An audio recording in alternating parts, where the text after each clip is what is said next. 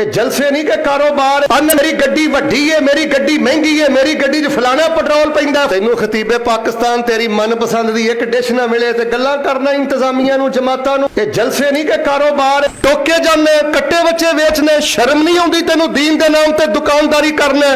तेरी जबान वड्डी क्यों नहीं गई ਜਦੋਂ तू दीन वास्ते, दरस वास्ते, तकरीर वास्ते जाना ते टुक मुक के जाना। तेनू कदी तबूक याद नहीं आया, तेनू कदी खंदक याद नहीं आई। आने मेरी गड्डी वड्डी है, मेरी गड्डी महंगी है, मेरी गड्डी च फलाना पेट्रोल पैंदा, फलाना पैंदा।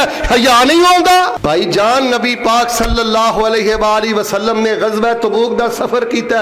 सहाबा को सवारियां भी नहीं, जे सवारी है ते अजीबो गरीब हालतां ने। 750 किलोमीटर दा सफर करके, कई हफ्तियों दा सफर करके तबूक अंदर पहुंचे। जिन मशाकल अंदर मेरे पैगंबर इस्लाम ने जिंदगी बसर की है, अज तुसी मुखलस दाई बन के ओ जिंदगी बसर करो। ओही रुकावटां तुहाडे लई ने, ओही परेशानियां तुहाडे लई ने। तुहाडे अपने तुहाडी किरदार कुशी ते उतर आणगे। जदों वेंदे ने ना यार ये चंगा मौलवी बन गया, ये ते साडी तजारत नूं भी ठुड्डा मारी जा रहा है। आंदा आ भी गलत, आ भी गलत, आ भी गलत।